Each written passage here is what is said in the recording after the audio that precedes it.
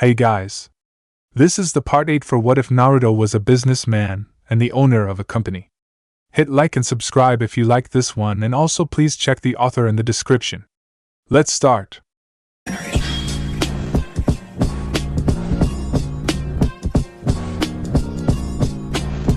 Chapter 10. His long tongue flicked downwards and trailed the reaches of his mouth before it quickly went back into his mouth. The person sat in his chair, as his long black hair slowly flowed in a slight breeze.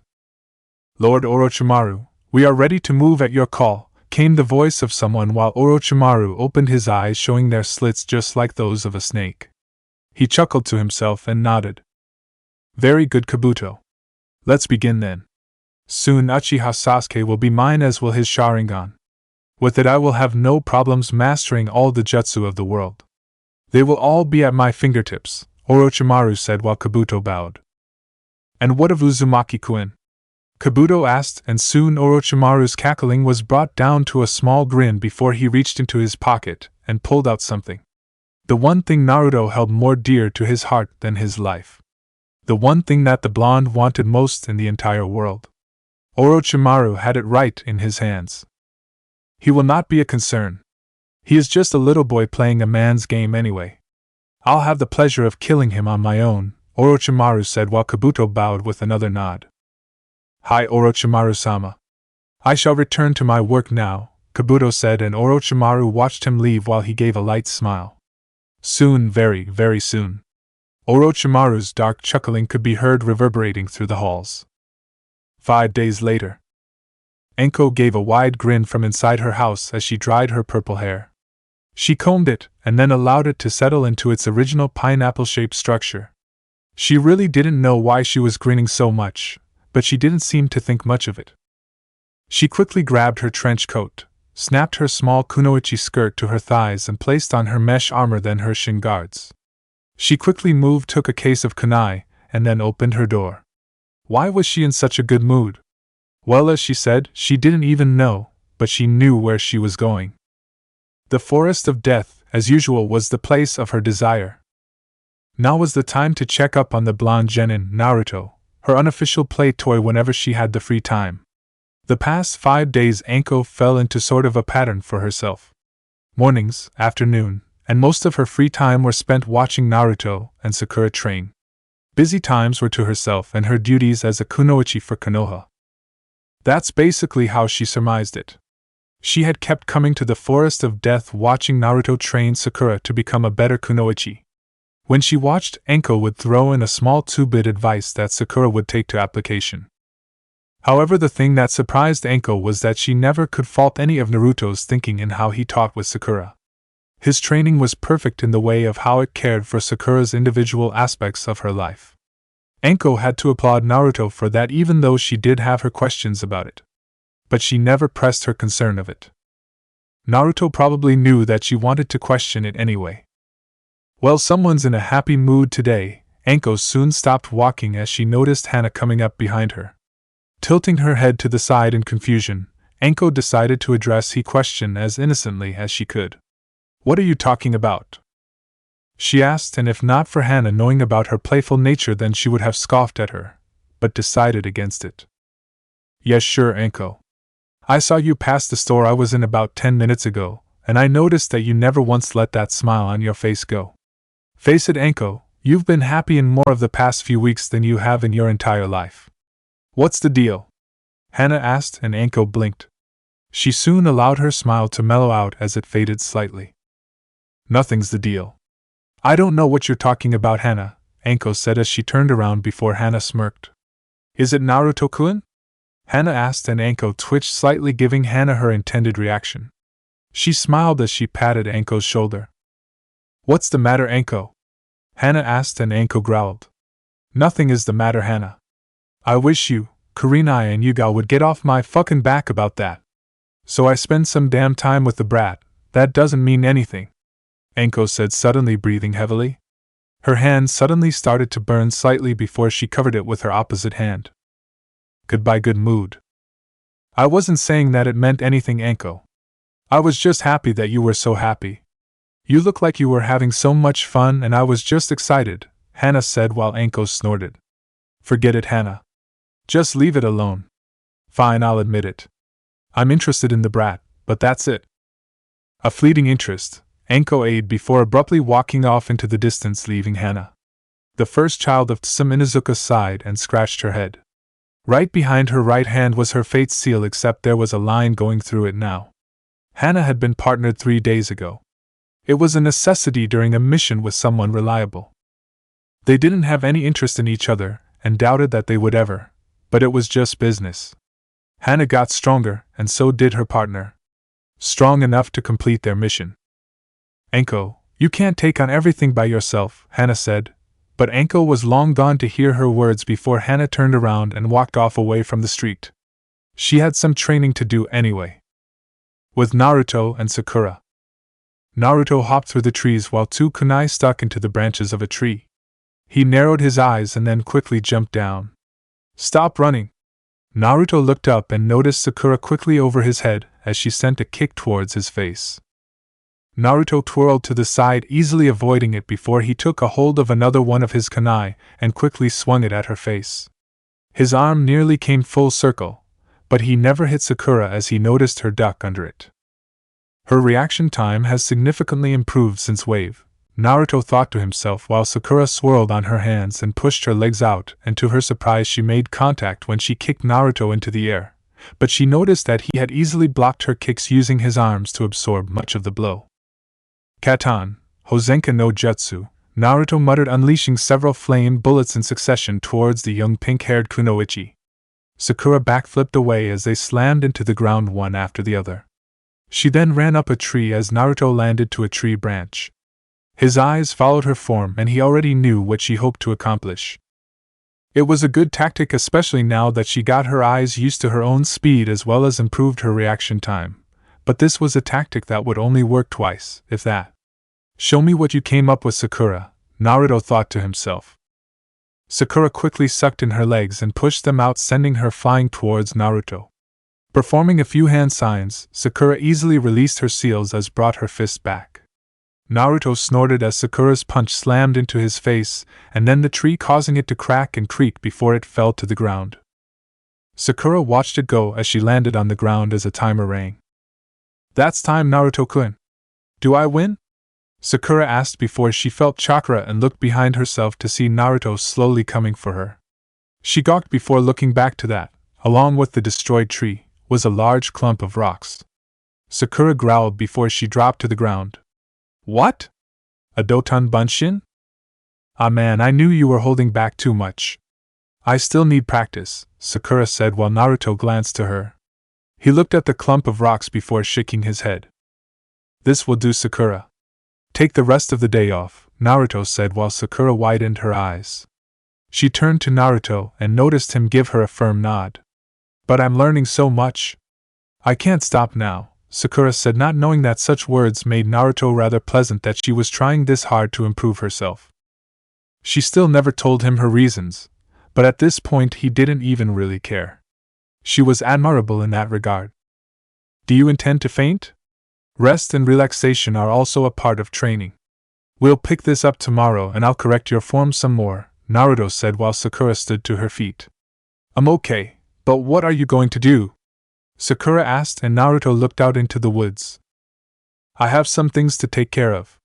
Do not concern yourself with them, Naruto said, trying to make that as polite sounding as possible. Sakura blinked and then tilted her head to the side. I'm okay then, Naruto-kun. I'll see you in time for dinner, Sakura said, getting Naruto to give a light nod, and with a wave went back to the house to wash up, change her clothes, and then head out, maybe see how the others were doing. Naruto watched her leave before he quickly took out a scroll. Unsealing what was inside, Naruto unfurled the kunai. He picked it up and fingered it slightly, allowing himself to familiarize with the metal in his hands. After a few moments, Naruto stopped and then threw the kunai at a random tree. He only had one thought. Too weak, Naruto thought to himself before he walked off towards his house. He wasn't very far at all before he noticed Sakura quickly step out and run off through the trees with an obvious smile on her face. Seeing her go, Naruto opened the door to his house and quickly entered into the kitchen. He stepped out from the sliding door and into the training area. Naruto had multiple training areas that could range from things for genin to those that went to jonin. Sakura and him had been in one of the training areas for low chunin, and Naruto could see she was at least at that appropriate level, but while he had been training Sakura, Naruto could feel his body slowly stopping due to not trying to be too tough with her since she was still learning. Naruto stood between his house and the lake. He closed his eyes before out of his hands came 7 kunai, 2 in between each set of fingers. He had 1 in his mouth, making the total of kunai appear to be 8. He held them tightly and glared while he visualized what he wanted. He had only gotten this exercise about 5 months ago, and now he had the accuracy to show it off to himself. How he did it wasn't really a surprise to Naruto, but Orochimaru was Naruto's target. However, he wasn't the blonde's limit. Naruto aimed higher toward his goals. Once he finished off Orochimaru, then he would settle on surpassing many others in his way. I remember your words, Naruto said in his thoughts while Kyuubi cracked open one eye. Naruto stood on a tree branch looking down over Kuni. His eyes hardened at it before his gaze quickly shifted to the left. What do you want? Naruto asked, and the person remained impassive as he stood next to the blonde. You've gotten better at sensing people, but don't think that means that you're ready for the trials ahead. You're still just a kid, the person said, and he quickly, and easily, jumped away as Naruto swatted his hand at the offender. The blonde watched him backflip through the air before landing down safely. Tense as the last time I saw you. It really seems that Konoha has trouble keep track of their own property, the person said while Naruto narrowed his eyes. Property? What are you talking about? I am no one's property, Naruto declared, folding his arm with a small frown. Besides, I don't need to hear that from you. I'll keep getting better. I'll keep getting stronger. However, I feel that no matter how strong I get, my sense of duty might never be as great as yours, Naruto said while the person merely looked down at the ground for a second before looking back up. Is it because you don't feel that sense of duty when you killed your foster parents? He asked, and he noticed Naruto turned back, and the person was expecting hatred, anger, madness, or even, no matter how slight it was, happiness or pleasure. However, all he got was a look of apathy and dispassion. The single male raised an eyebrow as Naruto turned around. His shirt ruffled, and Naruto looked down to see Rinko while she smiled at him. She nuzzled her tiny neck to her father while Naruto patted her head. I hold more sense of duty to Rinko before them. I merely acted in self-defense of Rinko. So, how is Konoha doing? Naruto asked, and the man resisted the urge to scoff. They are looking for you. Nearly all over the place, he said, and Naruto looked down. Then let them try and find me. If it happens, then it happens, but know this, Naruto said, and he turned to the person in front of him. I will not stop. I will not hesitate, and I will not fall. My ambitions will rise me to the top, Naruto exclaimed while the man narrowed his eyes. And you're first, Naruto said while the person glared. Very well. I'll be waiting for you. I'll stay alive until then, the person said, then disappeared. Naruto opened his eyes fast before he blurred from the ground and then jumped into the air. He swirled his body through the air as his eyes darted left and right. Memorizing everything around him, Naruto closed his eyes and flicked his wrists, sending 2 kunai forward. He then swirled his body some more as he sucked in his chest and flew 3 more from one hand and 2 from the other. Naruto came twirling down and he threw one of the kunai in his right hand into the air. He then threw 2 kunai from one hand into the other and flew those forward with that hand. The kunai bounced off each other making clashing sounds, and Naruto was inches from the ground before he took the kunai in his mouth and threw that one upwards as well. Naruto's ears twitched as he heard their metal clashing against each other before they hit something hard. The blonde slowly opened his eyes as he noticed 1 bullseye, 2, 3, 4, 5, 6, 7, 8. Naruto hit 8 targets before he hit the ground using his sensory to judge the landscape. A bead of sweat went down the blonde's face. Not enough, is it? Naruto thought to himself before shaking his head. That was enough for now. Naruto glanced to his lake before walking forward. Taking off his shirt, Naruto stepped towards a pool of water just barely sitting on the land and the water. He looked at his reflection slightly before closing his eyes. He took a deep breath as he heard things begin to move. Animals moving in the forest, water splashing in the wind, and the sounds of a person's irregular breathing patterns. Anko was, once again, watching him. She seemed to be doing that lately. Why Naruto didn't know, but he never let it get to him very much.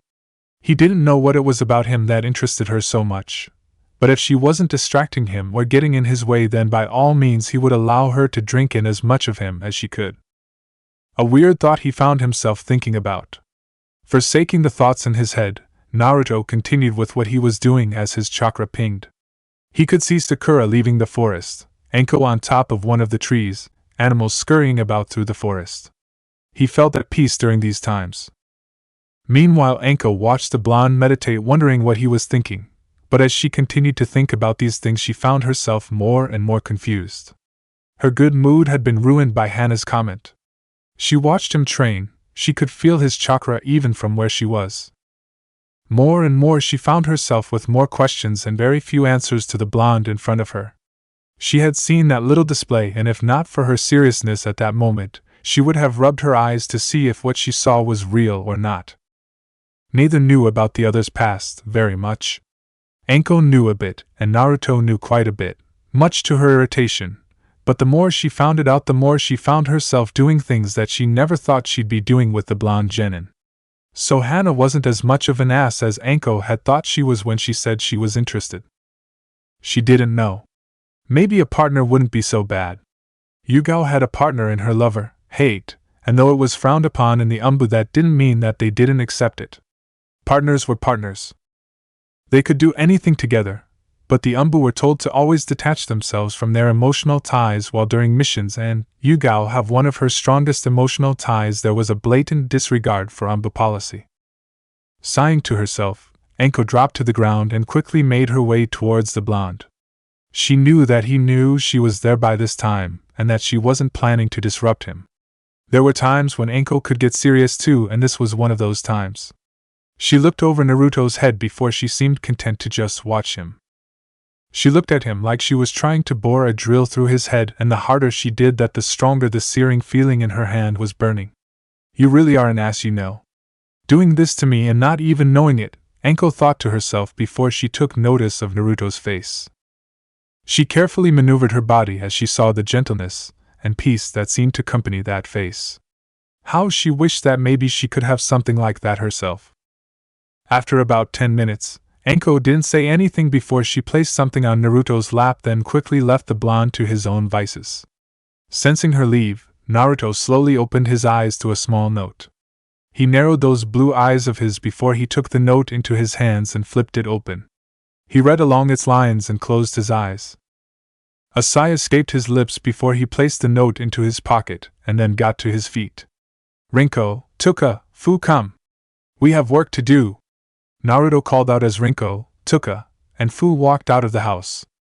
We're going to the place too, San? Rinko asked, and Naruto nodded as he turned around and unsealed the backpack. That's right. Keep your wits about you. I haven't lost any of you and I don't plan to ever start, Naruto said while they nodded warmly and ran off with Naruto when they disappeared into the trees. In wave. Tazuna whistled while Inari gasped in shock at Tsunami's refurbishing of Gato's base. Stone walls were cut out in most places to make room for windows. The ground was laced with a neat carpet. Some file cabinets, a desk, and a nice office chair. Rooms that were once the horror of many people under Gato's reign were now exquisite with wonderful ornaments, lovely fabric, and fixed-up walls. Fugai and Ryuzetsu had some blacksmiths, courtesy of Kisa, sent to Tsunami's place for an up-and-running shipment of metals. They taught her all the things that she would be needing for her side of the company to thrive. And the president just hired you like that? Inari asked while Tsunami nodded with a small smile. That's right, Inari. Apparently Kaiser vouched for me with him, and now we have all this. But we're still getting started, Tsunami said while Inari just nodded, loving the feel of the carpet on his feet. He'd never lived like this before. Outside, he could see people working on clearing the forest free of the trees to build more workstations and houses. From there she would also pay for builders to build more ships, a dock, some freight storage and other things. Well, I sure ain't knocking the guy if he hired you. Especially since his henchman saved you Tsunami. Where are those guys anyway? Tazuna asked while Tsunami gave a mild snicker. Apparently they went back to the main company. I would believe that they have other work that needs to be handled at the moment, Tsunami said, and Tazuna just nodded before there was a knock on the door. Come in, Tsunami said, still smiling as the doorknob opened, revealing Haku, who gave a light bow to her boss. Tsunami-sama, you have a guest, Haku said, and Tsunami blinked before out of the corner made Inari and Tazuna gulp while Tsunami slightly stiffened. Impressive. The work you've done here has been astounding. It's good to know that our shipping division was placed in good hands. I don't believe we've met until now. Call me Kisa, the green-haired woman said, holding out her hands. Tsunami quickly composed herself and offered a friendly smile. Kisa-san, it is very nice to meet with you. My name is Tsunami, the mother of Inari said while Kisa gave a small smile. I know. I heard of you. It's not every day that our president picks someone so readily to handle a situation like this, Kisa said, and Tsunami looked at Kisa and the woman could tell that she was asking if she knew who the true president was. Kisa answered with a nod while Tsunami calmed down. Do you know who you are? Tazuna asked, and Kisa blinked before slightly grumbling to herself. Would I be someone else if I wasn't me? Kisa asked, and Tazuna shook his head. That's not what I mean. You're the one who gave Tsunami that job, aren't you? You're the head of Exodus. Tazuna said, and Inari turned to her in surprise while Kisa swayed her head left and right like trying to wrap her head around the issue.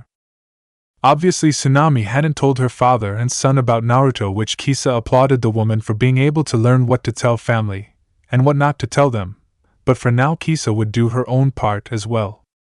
Well, you could say that I'm running the company in his stead. Our president is on a sabbatical of sorts, if you want to call it that, Kisa said while Tazuna just dumbly nodded. Inari wondered about her words, but he was having too much fun trying to look around the place.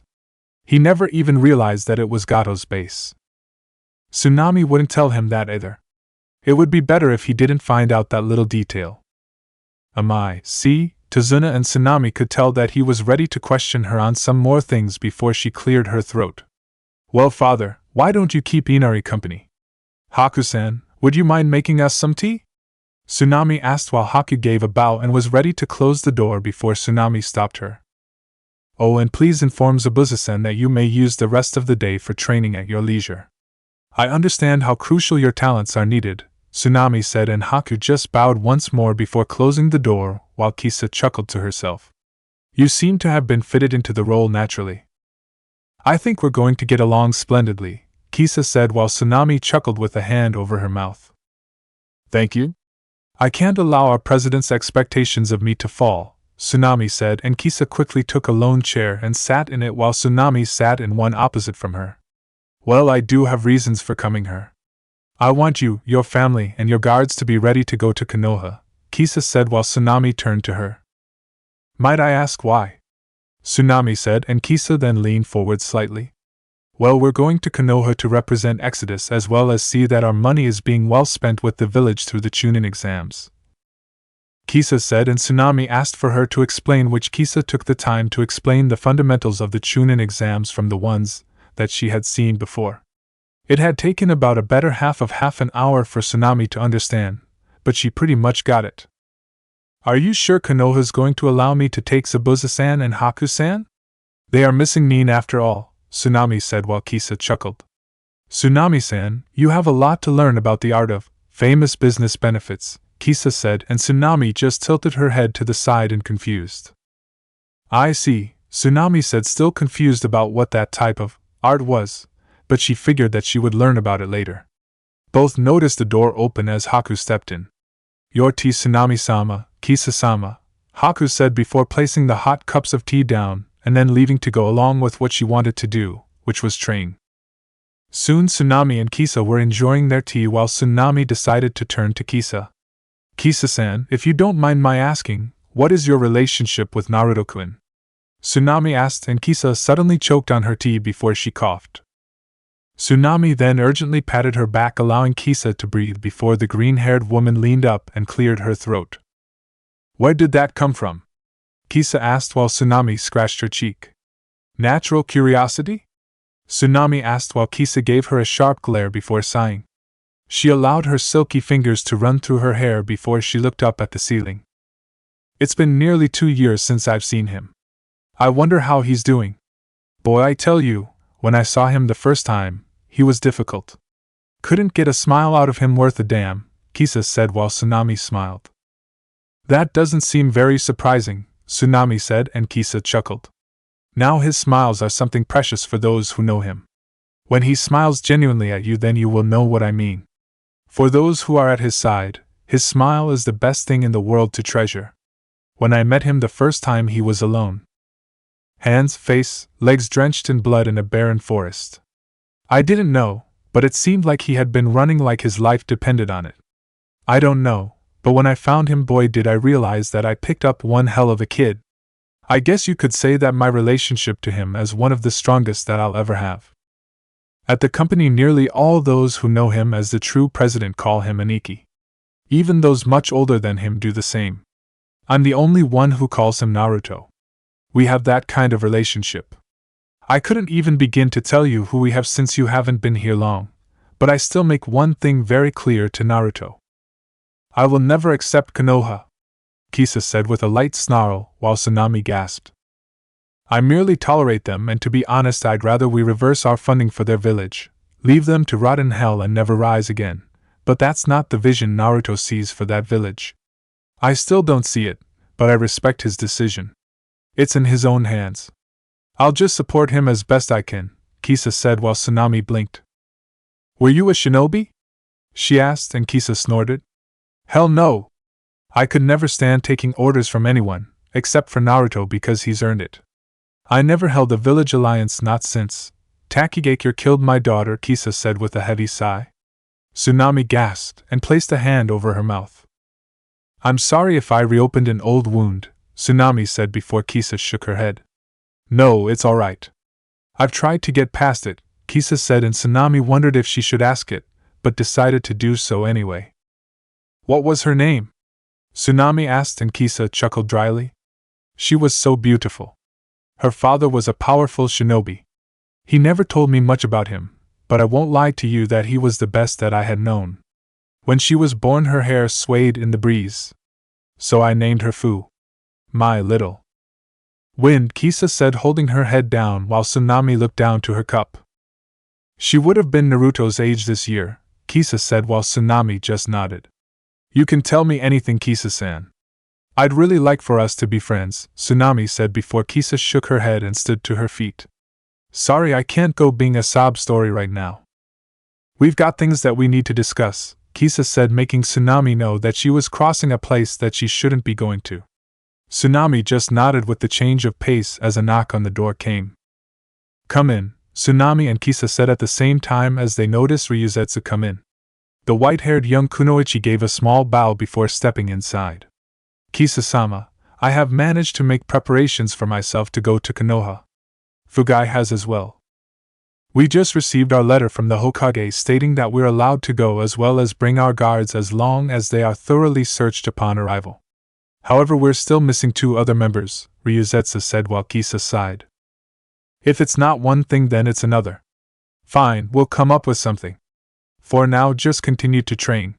It's a good thing Naruto placed a limiter restriction on your bloodline. Only use it when you have no other option, understood? Kisa asked, and Ryuzetsu nodded with a bow of her head. She then spun around and left, leaving Kisa and Tsunami alone. If I could make a suggestion on a second person, Tsunami said with a small smile while Kisa glanced at her. She didn't know why, but that smile was creeping her the fuck out. With Naruto later. I suppose it's good that you found it enjoyable, Naruto said while he took his book from Mabui's hand. The Raikage assistant gave just a light smile before gently nodding. Hi, it was very fascinating. I wish I could talk with you about it, but alas, it seems that my time here was supposed to be short. Maybe we can do that if I see you during the Chunin exam days, Mabui said, and Naruto quickly pocketed his book. I see. Well, if that's what you wish. May your trip be safe, Naruto said without having his eyes leave Mabui's. He raised an eyebrow at the slightly relaxed pose in her movements. He was sure that it wasn't anything and decided to ignore it. Thank you very much, Uzumaki Naruto. May your village prosper as well, Mabui said, spinning on her heel as she, Amai, and Ji quickly walked out of Konoha and across the dirt path in front of them. Naruto watched her leaving form before closing his eyes and shaking his head. A strange woman he had met, but then again they say that all life is an experience. He'd more than likely never forget her. Why, he didn't know, but he didn't fault it. He just spun around and walked off. With Mabui gone and his book returned, Naruto made his way through Konoha, merely ignoring the scorn and glares of some of the civilians in his way. He quickly made his way into a small corner store. The bells rung as someone suddenly came up to attention. Naruto! Naruto turned his head as he noticed Tenten around the corner. She gave a happy wave while Naruto watched her do so. Tenten, who is at the door? A gruff voice was heard as Tenten and Naruto noticed a middle-aged man appear. His clothing bore the insignia of a land of fire blacksmith/weaponsmith, just like Naruto. But then again, Konoha only recently found out about his status as a blacksmith. Though of course Naruto expected that he wouldn't get any commissions from people. Not like they would trust a 13-year-old to make brilliant weapons. That logic was rather sound, but still annoying if Naruto thought about it that way. It's Naruto, too-san! Tenten called out while the man came out and looked at him. Oh, the young upstart blacksmith. Yeah, the news about that is like wildfire. Man, they'll let anyone become a blacksmith, but let me tell you, kid. You ain't no blacksmith. Not until I say you are. Not gonna let some in over his head boy upstart me, he said, and Tenten raised an eyebrow before looking back to Naruto. I do not care for your opinion of my talents. Neither have I come here to be critiqued by you. My station is currently being cleaned out, and I would like to use your furnace for the day, Naruto said while the man's eyebrow twitched. He sent a soft glare at Naruto, but Naruto's face remained impassive. He really didn't have time for this. While being condescending and asking for a favor in one breath. Didn't your parents teach you to be polite? He asked before a pan smacked him over the head. Anada, be quiet. Gomen, Uzumaki-kun, my husband is still thinking with his big muscles. You may use the furnace at your leisure. Naruto turned his head as he noticed a quite lovely woman with long brown hair as well as a face covered in soot and smoke. Naruto surmised that this was Tenten's mother. He had met her father before, but never her mother, and that was because he had disguised himself as Erasure, a simple merchant looking to make some profit. Naruto bowed forward, showing his respect, and then leaned up. I thank you, Mrs. Higurashi, Naruto said, getting the female to suddenly smile and giggle like the innocent housewife-type character Naruto read about in some of his more ordinary books. Oh please, Uzumaki-kun, call me Tsubura, the woman said before she turned to her husband and lightly smacked him over the head.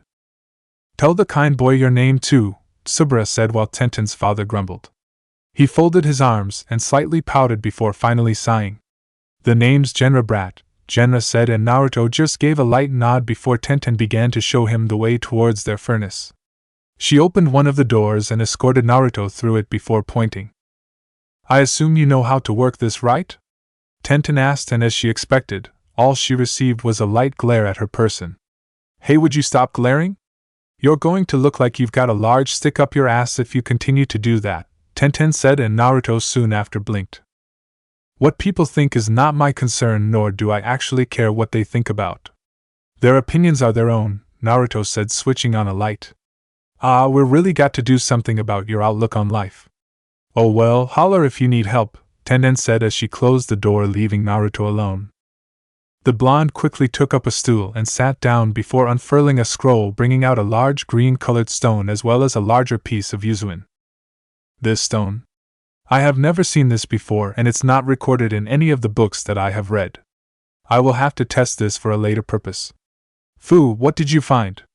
Naruto wondered to himself before he rolled up his sleeves and turned on the furnace. It would be another 3 or 4 hours that Tenten or her mother and father would see him again. Night time. I'm trusting you to watch it while I'm gone. I'll try not to be too long, Naruto said while Tenten nodded. Yeah, go wherever you need to go. We've got it taken care of here, Tenten said while Naruto just nodded and walked off. Tsubura waved goodbye to the blonde genin, while Genra snorted and folded his arms. I hope that brat never comes back, Genra said before Tsubura snickered. Oh, stop it, Genra. You won't admit it, but you like him. He at least has his head on straighter than Niji-kun, Tsubura said while Tenten chuckled. Genra growled and looked away, but Tsubura never missed the small smile he had on his face at her words. True, but I doubt Naruto can beat Niji. I'm not saying he's not strong, but Niji is the strongest of our year. Sasuke Uchiha was the one after him, and I bet even he would lose. Naruto-kun's strong from what I've seen of him fight, but he's not better than Niji, Tenten said with a chuckle. Tsubura looked down at her daughter. Would you really say that if you knew all there was to know about Uzumaki-kun? She thought to herself before she suddenly shook her head free of some thoughts. Well then, let's get back inside and look after Uzumaki-kun's little project. I wonder what he's making, Tsubura said with a curious expression etched to her face. Tenten's eyes gleamed brightly before she wanted to quickly run towards the door, but was suddenly stopped by her father. Tenten, what is the first code of smithing? Genra asked sternly, and Tenten gulped before she straightened up. A smith is to respect their fellow smiths and in no way, shape, or form bring dishonor or disrespect to them. Such is included by not seeing what they make unless they unveil it themselves, Tenten said, and Genra gave a firm nod. Good, now go get cleaned up. I'll watch the brat stings, Genra said as Tsubura and Tenten walked upstairs to go and clean themselves up. Meanwhile, Naruto had left the house and in very little time appeared near the gates of his home, the Forest of Death. He passed the gates and sped lightly across each branch, his footsteps a blur in motion. He took out the note that Anko had given to him and read it over one more time. He narrowed his eyes before he suddenly dropped to the ground. The only things that were known to him were the sounds of the forest and its animals scurrying around. By this time Sakura should have been at the house having her dinner alone with Rinko, Tuka and Fu while Naruto was out here. Naruto looked up and he noticed, through a small opening, the moon was shining in the skies. Its illuminating presence sort of drawing the blonde in as his eyes seemed to mysteriously change from blue to silver to match the moon and its glow. The blonde slowly closed his eyes and gave a sigh. You can come out, Anko, Naruto said. He quickly caught a kunai between his fingertips just away from his face before he turned around and noticed Anko come out of the trees. Still as clever as ever, Agaki? Anko asked, and Naruto narrowed his eyes further. You are disturbed, Naruto said, and Anko faltered in her walking. The smile that adorned her face quickly left, and the snake mistress' hands fell to her sides. Naruto seemed to read her mood and he didn't know why, but he dropped his guard slightly, and his eyes seemed to lose a good portion of their coldness as Anko made her way to him, and then sat down on the ground. She patted the ground next to her, and Naruto slowly sat down as well. Would you indulge me a little? Anko asked, and Naruto raised an eyebrow. Such a thing depends on what I'm indulging, Naruto said, and Anko. Yeah, I suppose that's true, isn't it? Well, I want to be fair. I want to know about you, Anko said, and Naruto quickly came up with his response. There is not much to talk about, Naruto said before he stiffened as Anko touched his shoulder. Indulge me, Naruto, Anko said, and Naruto turned to her. He could see her eyes stare at his firmly, and without any hope of her backing down. Naruto wondered what all of this was about before he tapped his finger on his legs.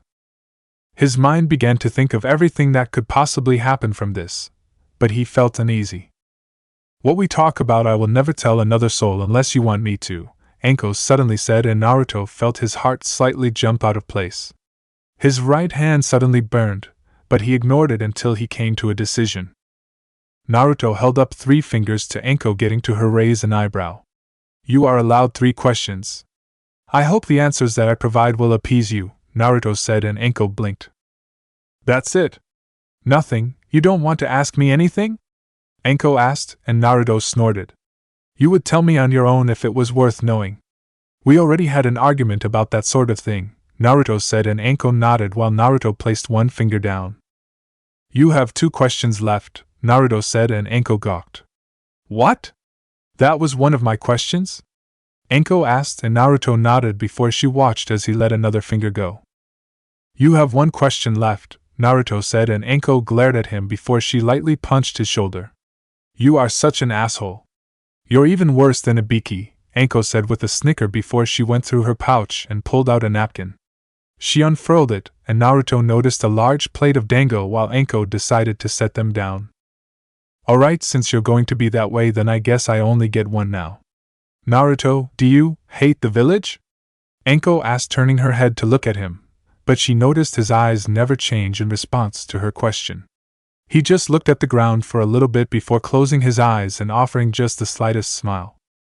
A weird question you asked me? I do not hate the village.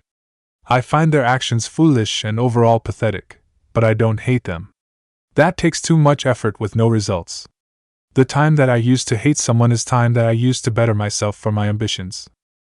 I refuse to put them on hold because I allow my attitude to get the best of me, Naruto said, and Anko quickly took up a dango stick. She just nodded slightly before leaning back.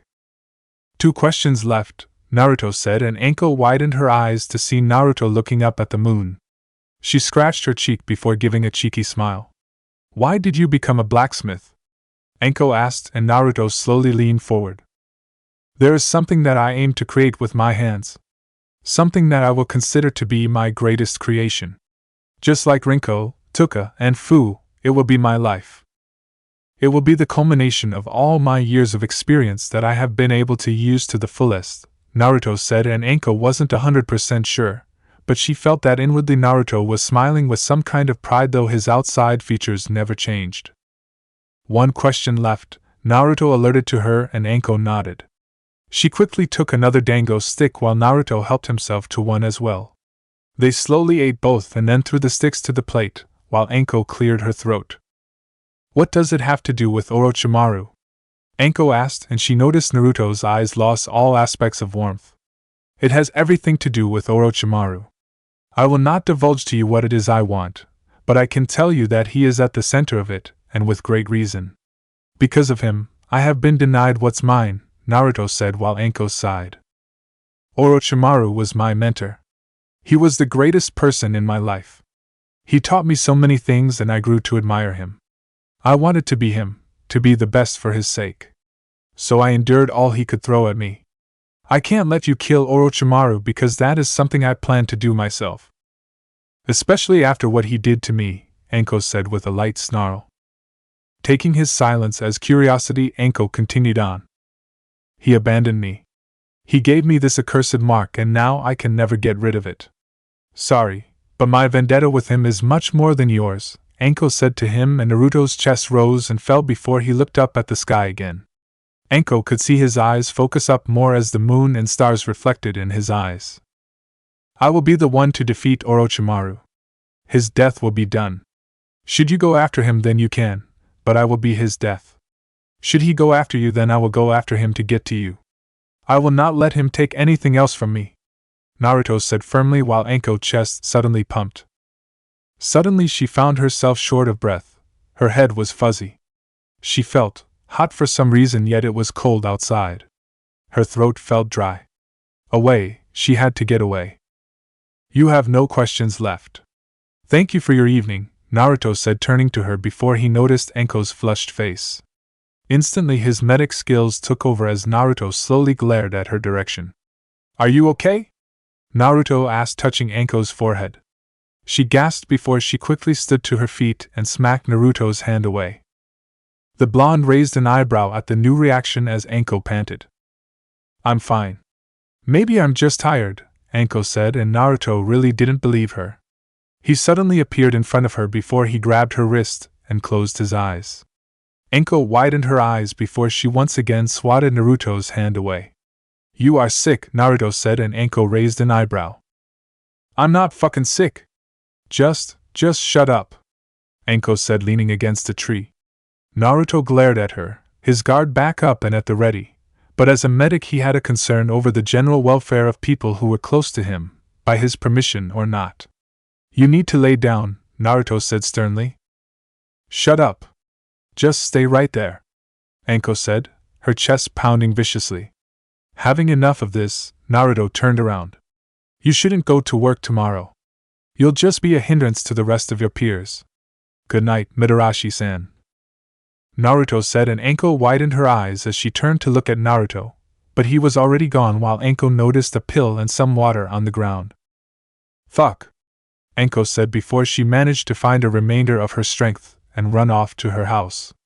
She didn't like it, but she would be taking Naruto's advice about what to do for her body and go to bed, but Anko knew one thing. This wasn't a cold or sickness. She knew that much, but she also knew something else. She had to stay away from Naruto. Her life would be that much easier if she did. 1 week later. Finally done with those missions. Ready to go home, Naruto-kun? Sakura asked while Naruto and Rinko watched as Sakura smiled with Fu and Tuka on her shoulders. Haruno, it is best that you remember to acquire patience. D-rank missions are the absolute necessity of that, Naruto said before Sakura stopped. Did you just make a joke? She asked, and Naruto raised an eyebrow. I don't know what you're talking about, Naruto said, and Sakura puffed her cheeks before shrugging it off. Sakura had grown slightly taller over the week, and her arms showed that she had been eating right along with her body staying lean. Her chakra coils doubled since her mission to Wave. She could run faster, last nearly 3 times as long in a fight as she could have before her training with Naruto. She had mastered 3 more Doton techniques, upping her repertoire of techniques. She had slowly gotten used to her speed enough for her to keep her restriction seals off for at least half the day before putting them back on, and that was a huge plus in her book.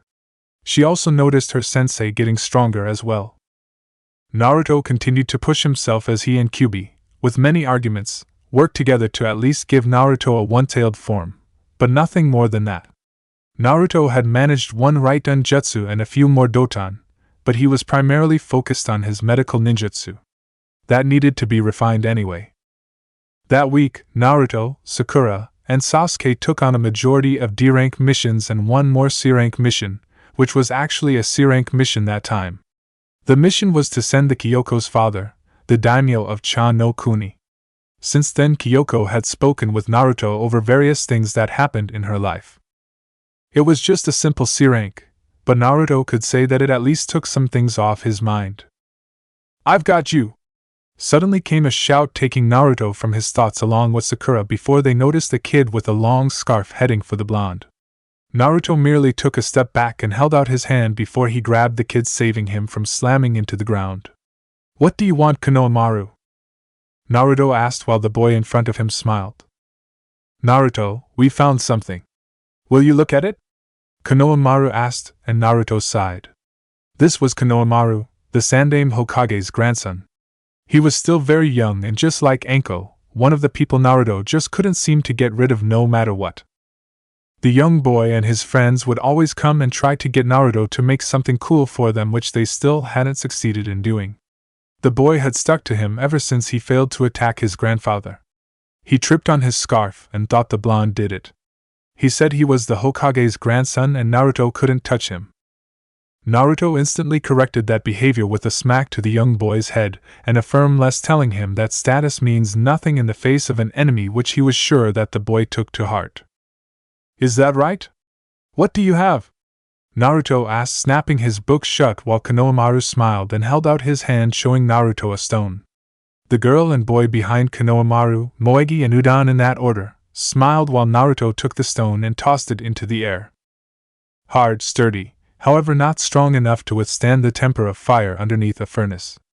No, this is not craft-worthy, Naruto said, tossing it back while the 3 looked down. Naruto pinched the bridge of his nose before sighing again. Keep looking, Naruto said, and they instantly cheered up before nodding as they ran off. Rinko gave a light smile, as did Sakura, before Naruto kept walking. He hadn't seen Anko for days. She hadn't been to his house once, and she had taken a short leave. How short Naruto didn't care enough to specify. She was a fully grown woman. She could take care of herself. So Naruto-kun, what are we going to learn now? I can sense up to 70 meters now, Sakura said while Naruto tapped his shoulder. Sakura, do you know what is coming up? Naruto asked, and Sakura blinked. I don't think so. Is it something important? Sakura asked, and Naruto quickly nodded. It is. But Hatake hasn't spoken of it yet, but you will know of it soon, Naruto said, and Sakura just slowly nodded before they heard laughing. Whoa, who would have thought that the dobe would be on a date? Sakura turned around as did Rinko, Tuka and Fu. They noticed Kiba, Shino and Hinata coming up to them slowly. Fu snarled at Akamaru while Akamaru growled back. It was obvious that the two never liked each other. What do you want, dog breath? Sakura asked, folding her arms while Kiba grinned.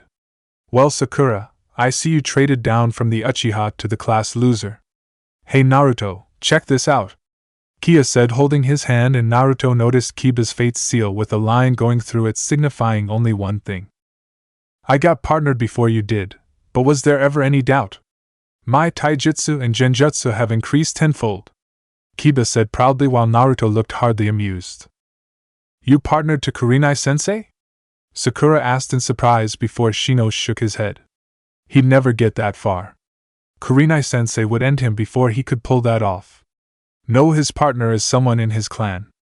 Apparently the two thought it was necessary to bring out the best in each other, so Kiba quickly partnered, Shino said, and Kiba just grinned widely. You do know that you're bound forever, don't you? Sakura asked while Kiba snorted. Hell yeah! No problems are going to be happening from us, Kiba said while Sakura rolled her eyes.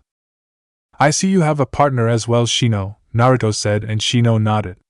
It was logical to get stronger for the village, so I quickly partnered with one of my female cousins. She and I have an appropriate standing with each other, and we work well together. It was the best outcome, Shino said, and Naruto just nodded before turning to Hinata. I don't have a partner yet. I'm sure I'll get one, BB, but I'll work harder first, Hinata said while Naruto merely nodded. So what are you two doing? Kiba asked while Sakura shook her head. Well, we were going to go home. Got nothing better to do except for training, Sakura said, and Kiba gawked. You two live together? Kiba shouted while Hinata widened her eyes. She looked between Naruto and Sakura while Shino raised an eyebrow carefully.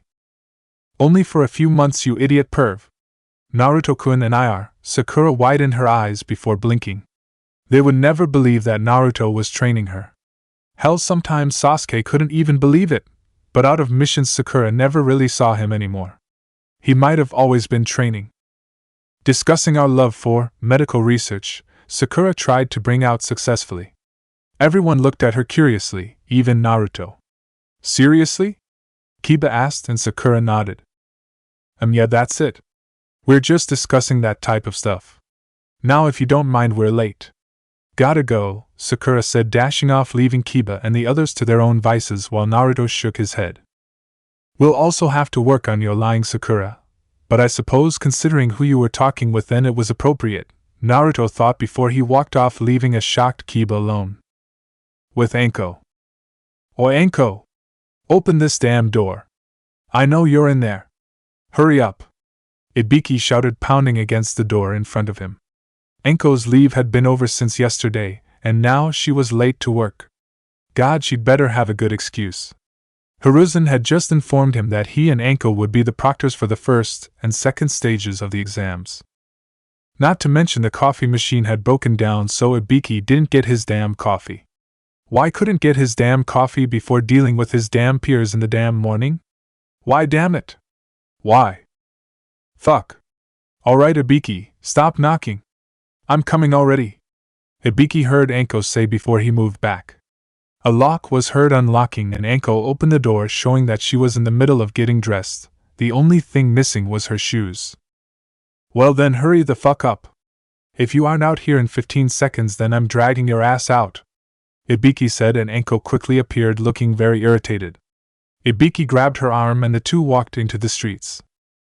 So what are we going to be doing for the Chunin exams? Anko asked with a yawn while Ibiki growled. We'll discuss that in the meeting with the other Jonin. Now let's hurry up. We're already late. Seriously, what's with you? Ibiki asked, and Anko frowned before she looked at the ground. I don't know, Anko said as she continued to be dragged along through the dirt road. Ibiki pretended not to hear her, but he had, and his eyes turned back to her as he noticed her looking at the ground with a serious expression. Anko, last time I saw you like this was when you opened up me, Ibiki, though, before a light chuckle escaped his lips as they walked off. Forest of Death. I'll get lunch ready, Naruto-kun.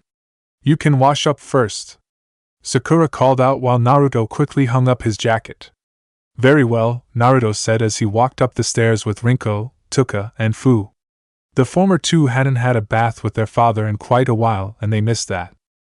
His nice big hand rubbing their fur with hot water and soft while caressing their ears. Huh? What? That's not what they meant. He was their father?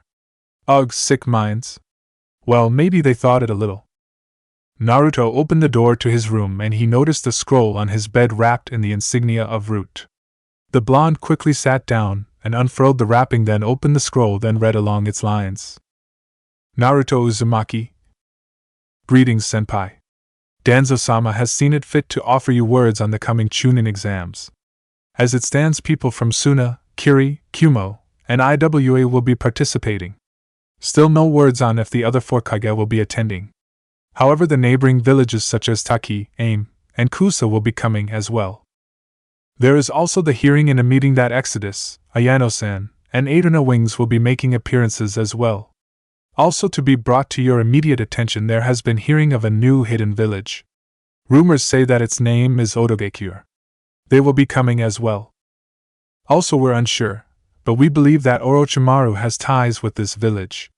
What you do is entirely up to you, but Danzo-sama has ordered us to give you our full support, and we shall. We're at the ready. Sigh. Naruto closed the scroll and quickly placed one leg over the other. His eyes bore forward at the mirror in front of him. Orochimaru, just you wait, Naruto said, getting to his feet, but Naruto couldn't think over just that. No, he had other things to keep his interest, and he needed to think those things over. Naruto stepped into the shower and turned on the hot water to his bath. Stepping out with his soaked kits, Naruto quickly dried them all, getting their fur fluffy while he placed on some boxers. He then placed on a t-shirt and some shorts, then walked down the stairs to see Sakura waiting for him. She gave him a pleasant smile while Naruto glanced at the table. You, certainly, went out of your way to prepare of this, Naruto said, looking at the spread while Sakura smiled. Yeah, my mom taught me how to cook, Sakura said, and Naruto looked down. Your mother must be an amazing woman, Naruto said, sitting down while he watched Sakura head off into the guest room. Naruto and his kits waited for her to return, which was after 10 or 11 minutes. Naruto and Sakura placed their hands together while the kits bowed their heads. Itadakimasu, they both said as Rinko, Tuka, and Fu ate their food happily. Naruto snapped his chopsticks and Sakura did the same as they ate peacefully. Naruto-kun, Naruto looked up from his food and noticed Sakura looking at him confused. It made Naruto inwardly pleasant that Sakura was always a never-ending ocean wanting to be filled with more water, or in this case, knowledge. The girl asked a lot of questions, but in Naruto's book, questions were the driving force of nearly the entire human world. So he never shirked them. Yes, Sakura? Naruto asked, and Sakura cleared her throat. She noticed that when he was eating it was rather strained. Almost like he had just been given some bad news and she hoped to take his mind off it. Well, I was reading through the medic handbook that you had, since you had every copy from the last 3 years and this year. It said that there are clauses to be followed. I read them, and Naruto raised his hand to stop her and leaned on arm on the table, then placed his hand on it. Recite them, Naruto said, and Sakura blinked. Huh? She asked, and Naruto nodded. Sakura, not knowing where this was coming from, just nodded her head before she placed her chopsticks down. First clause. No medic ninja shall ever stop medical treatment until the lives of their party members have come to an end, Sakura said, and Naruto nodded his head while he took a small sip of water before allowing Sakura to continue. Second clause. No medic ninja shall ever stand on the front lines, Sakura explained. Naruto nodded once again and Sakura continued on.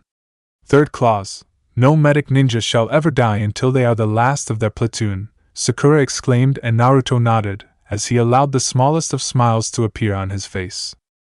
Fourth clause. Only those medic ninja who have mastered the Byakugo no Jutsu, strength of 100 technique, of the ninja art creation rebirth are permitted to discard the above-mentioned laws, Sakura finished, and Sakura watched as Naruto leaned forward and placed his hand over her head. Very good, Sakura. I'm proud, Naruto said, and Sakura's eyes beamed with pride before she suddenly smiled, then followed up with a nod while Naruto leaned back. Alright, what is your question? Naruto asked, and Sakura, snapping from her happy gaze, quickly composed herself. Well, Naruto-kun, it's the fourth clause. As far as I know, even if you aren't recognized by Konoha's hospital, you are a medic nin, or at least you're a shinobi who knows various medical ninjutsu skills. So why do you go into the front lines, like with Zabuza-san and Bando-san, if you don't know the Byakugo no Jutsu like the greatest medic in the world Tsunade-sama says? Sakura asked, and Naruto leaned forward. Well, I'm sure when the Sannin, Tsunade Senju, was making those clauses that I was a special exception. I'll tell you when I feel you're ready, but I will incite you to appease your worries. It's unconditional, but for those like me I have added a little chance to her clauses. As far as you know, it is called the fifth and final clause, Naruto said, and Sakura gulped, but nodded. Fifth clause. Those who have exceptional healing capabilities and capable body enhancements, as well as well-rounded skill assets in nearly all fields of shinobi practices, shall be able to forsake the fourth and third clause, Naruto said while Sakura widened her eyes. Currently, I'm the only one who falls underneath this clause, while Tsunade Senju falls under the fourth, Naruto said while Sakura stammered. You are good in all shinobi field practices? Even genjutsu? It was your worst grade, Sakura said, and Naruto snorted, but remembered who he was dealing with. Sakura, I will never tell you to disregard all of Hataki's lessons, but if there is one thing you must ever learn from him, then it is to always discern everything you see, and look underneath the underneath. However, I think the best way to rephrase that is, to expect the unexpected, Naruto said, and Sakura just nodded. So the two continued to eat their food, and soon after Naruto placed the dishes in the sink. Alright, Sakura, now we're taking you to the hospital, Naruto said, and Sakura blinked. Why? Is something wrong with me? Did I not follow the diet routine? Sakura asked, and Naruto shook his head, ceasing her worry. No. We're going to give you a checkup, and I'm sure that you wouldn't want me to do it, Naruto said, and Sakura instantly blushed.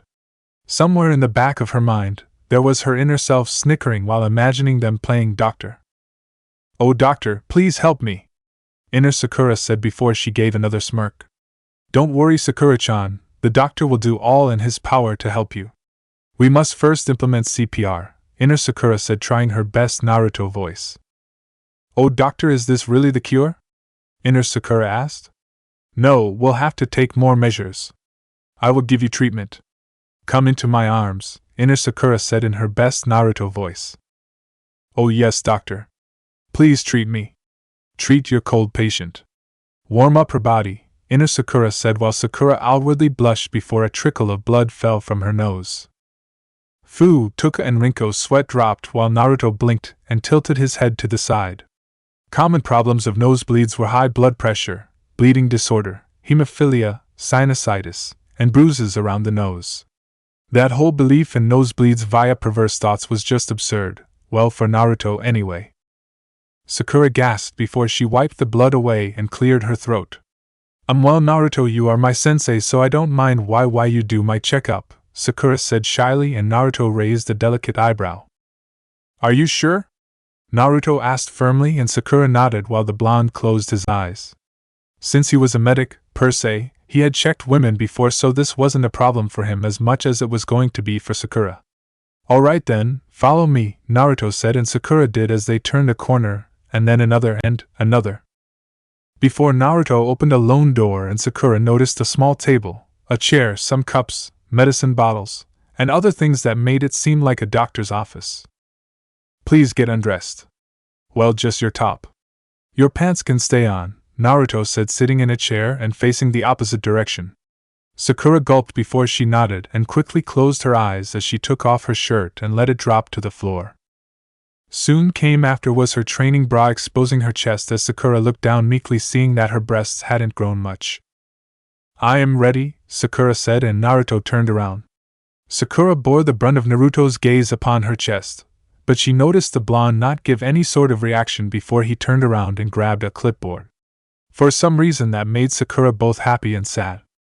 Happy that he didn't keep staring like she was helpless or some easy woman on the street. Sad because she couldn't get a decent reaction out of him. Please sit on the table, Naruto said, and Sakura quickly hopped on the table. She kicked off her shoes and Naruto quickly touched her stomach. Sakura found his hand to be very warm while Naruto closed his eyes. He then opened them shortly after and nodded. Stomach fat, moderate. Zero signs of muscle tear due to experience in weight training, Naruto said as he picked up his pad and wrote on it. Sakura's heart pumped while Naruto touched her forehead, then went down to her temples. Follow my finger, Sakura, Naruto said, and Sakura nodded as Naruto swung his hand back and forth while she followed it according to his instructions. Naruto soon stopped and nodded again, taking a note down. Eyesight and reaction to moving objectives, 45% increase since wave. Brain wave activity, nominal. Naruto thought to himself, and Sakura could really see just how calculating Naruto was. She had never seen this side before. So many accurate things that it made her question just if the academy was stupid or not. Naruto-kun, where did you learn to do this? Sakura asked curiously while Naruto kept writing. I have healed many people before. I have studied the female form well enough to memorize the basic things, Naruto said, and Sakura smiled with a light nod. Naruto then stopped writing. Sakura's checkup took about half an hour as Naruto continued to observe her body's changes. Honestly, if Sakura was going to be truthful, then she would say that she didn't feel like she was in front of a boy. Well, yes she did, but not like that. She felt like she was in the presence of a caring doctor who wanted nothing more than to help her. Lay down on the table, Naruto instructed, and Sakura nodded as she laid down. Alright, Sakura, these are the last 2 tests, but I must ask if you trust me enough to do this. If you don't, then that's fine. We can still take you to the hospital. It would be ill-advised if you pushed yourself too much, Naruto said, and all he was offered was a small smile. Naruto, I trust you, Sakura said as she closed her eyes. Naruto twitched slightly before a small smile came on his face. I had greatly misjudged you, Sakura, when I felt I knew you in the academy. Forgive my foolish thinking, Naruto thought before he placed his hand over Sakura's breast. Sakura gave a low gasp/moan, but didn't move to stop Naruto as the blonde spoke. Breath in and out, Naruto said, and Sakura slowly breathed in then out.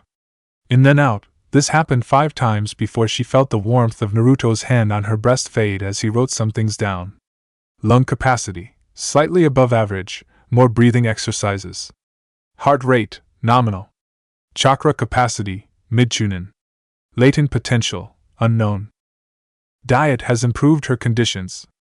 Leg strength, eye movement, reaction response, analytical skills, all areas are covered. Naruto gave a final nod before he placed his pad on the table. Open your eyes, Sakura. We're finished, Naruto said, and Sakura opened them to see her clothes handed to her. Sakura quickly got dressed. That wasn't so bad, Sakura said to herself. We'll be going over these things later, Sakura, but for now we'll continue our exercises. Let's go, Naruto said, and Sakura walked out with him. Naruto, I haven't seen Anko-san for a few days. Do you think she's okay? Sakura asked while Naruto frowned. I'm sure Mitarashi-san is well. She is a jonin and might be busy. She can't always be here, Naruto said, and Sakura nodded rather sadly. She didn't miss the frown on Naruto's face, but chose not to say anything. That was it about Naruto. He would tell her if something was up, and if it wasn't, then she wouldn't ask. Unless the thought of it just would irritate her enough to ask. However, she missed Anko. She always noticed how bright and happy Naruto would be if she was around. He never, and Sakura meant, never showed it outwardly, but being around Naruto she noticed things. He was fond of the snake mistress, but he would never admit it. Something Sakura found to be very funny as she entered the training with field, Naruto noticing Rinko, Tuka and Fu trying some techniques that their father had given for them to accomplish. With Sasuke. Sasuke growled as he continued to perform his Uchiha Taijutsu on his wooden practice target. His breath huffed, and his chest was burning from his exercise. However, the reason he was growling was because of a simple thing that was plaguing his mind. Naruto was training Sakura. Now Sasuke could have given 2 shits about that, since what Sakura did wasn't any of Sasuke's business, but Naruto's mood was really getting on the Uchiha's nerves. To top it off, the damn Mudkiba dared to rub it in his face that he had a partner, and was therefore stronger than him. Sasuke practically scoffed at such a notion. He was a fucking Uchiha and would never be so weak as to have someone watch his back. He wasn't helpless. If Kiba had a partner then to Sasuke, that only meant that the Inuzuka was too weak to deal with things on his own. Sasuke was strong. He was the best and he wouldn't let anyone know Kiba, no Sakura, and especially not Naruto show him up. Sakura was an idiot to deny Kakashi's training. Sasuke took it wholeheartedly, and he found himself getting much stronger and better, but there was always room for improvement in his eyes. Yo Sasuke. Working hard? Sasuke turned his head and he noticed Kakashi looking down at him from over top of a tree. Sasuke growled and gave a hard look. What do you want, Kakashi? We finished our missions, right? What could you possibly need me for? Sasuke asked and Kakashi smiled. Ah, Sasuke. That's a surprise. Just meet your teammates at this location in the next 20 minutes, Kakashi said before poofing out while Sasuke sighed. More bullshit to waste his time with when he could instead be training, but he had orders and he would follow them, no matter how distasteful they were. With Sakura. Sakura was walking across the streets with some bags in her hands and a small smile on her face, but slowly she could see some people whispering while they sent little glares at her. Hey, isn't that the girl? She's staying with that boy. Her parents must be so disappointed in her. I know I wouldn't let my child around him, one whispered, and Sakura's eyebrow twitched before she merely kept her mouth closed. First lesson from Naruto: only retort to a person's comments if it was necessary. Otherwise was pointless. Sakura continued to walk before she felt a pat on her shoulder. Sensing the person's chakra, Sakura slipped away the kunai that was in her sleeve. She turned around and noticed Kakashi. Kakashi-sensei, what can I do for you? Sakura asked and Kakashi smiled. Well, Sakura, you're living with Naruto, so I want you to pass on this information to him. Meet with Sasuke at this location in 20 minutes, Kakashi said before he walked off with a wave. Sakura watched him leave with a blank expression on her face before slightly groaning, but she didn't mind it very much. She quickly decided to go home through the forest that she remembered so well and dropped down to the house. Naruto-kun, I have a message for you from Kakashi, sensei? He's not here? Sakura looked over the house, not seeing Naruto anywhere. She closed her eyes and then quickly pulsed her chakra over her found radius. She turned her head left and then right. She couldn't find any semblance of Naruto's chakra, and it would literally be impossible not to find him. Her sensei was a large mass of bright chakra. It would be hard not to see him. I wonder where he is. Maybe I'll just leave him a note on the table, Sakura said to herself before nodding and walking towards the table. She quickly changed her clothes and took out a piece of paper. She wrote on it and then walked off and back out of the house. Hopefully Naruto would get it. With Naruto.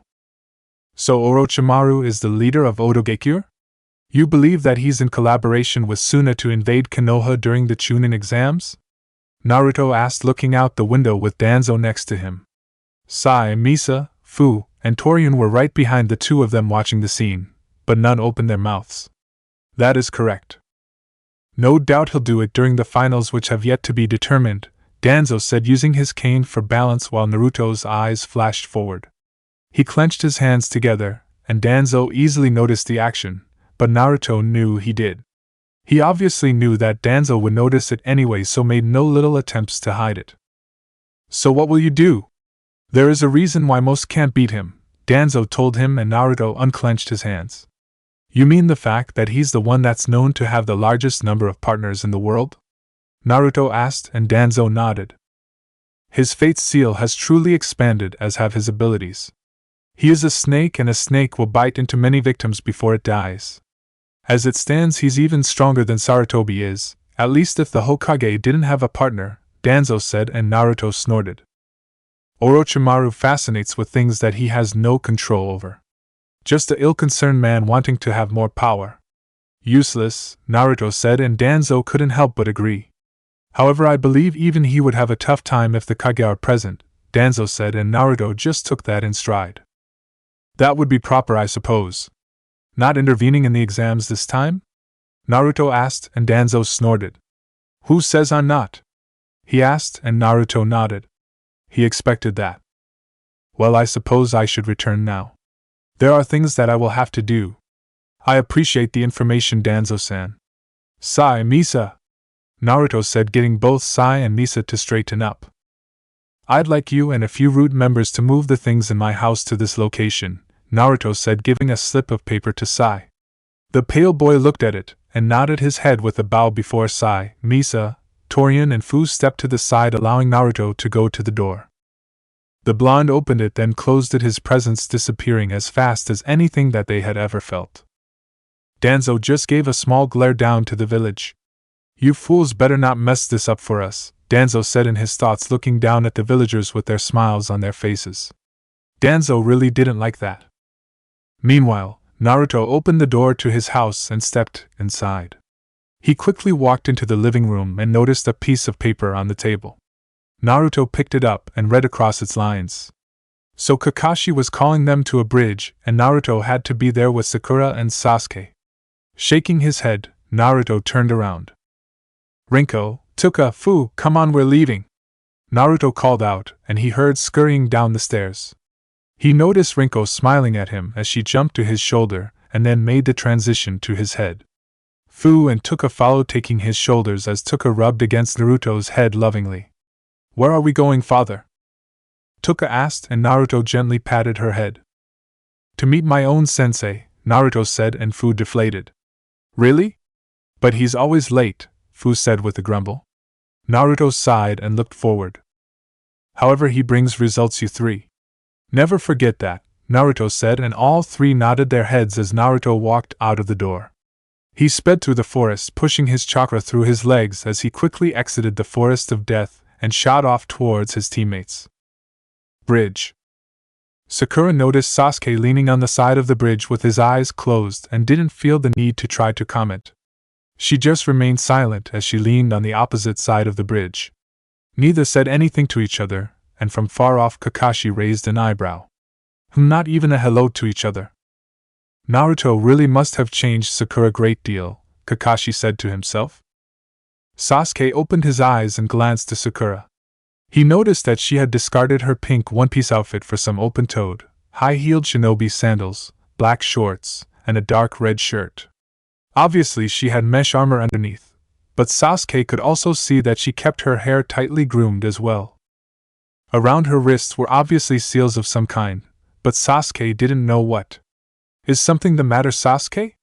Sasuke snapped out of his thoughts as he noticed Sakura looking at him with a blank face. It's nothing, Sasuke said, folding his arms and looking someplace else. Sakura raised an eyebrow before shrugging and continuing in her sensory exercise.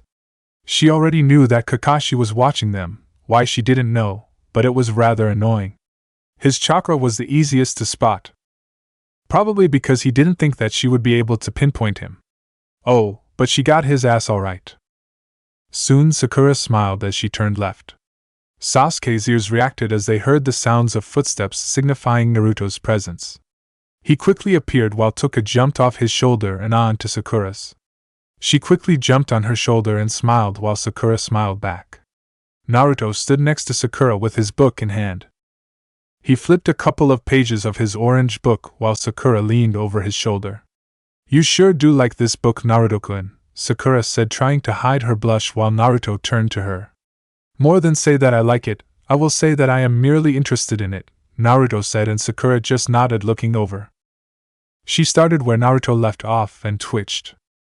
She drew in her loud moans as her body writhed in pleasure of her male counterpart. His thrusts were like the beating of her heart, filling her as her screams of delight could be heard reverberating through the walls of her rooms. Her tights folds wrapped around his tight frame, urging him to care for her just like they had done many times before. Sakura read before shaking her head. I'll just pretend I know what that means, Sakura said while Rinko looked down. Father, what does it mean by her loud moans and her body writhing in pleasure? That sounds like fun, Rinko said while Naruto's eyes twitched. Sakura paled while Kakashi faltered.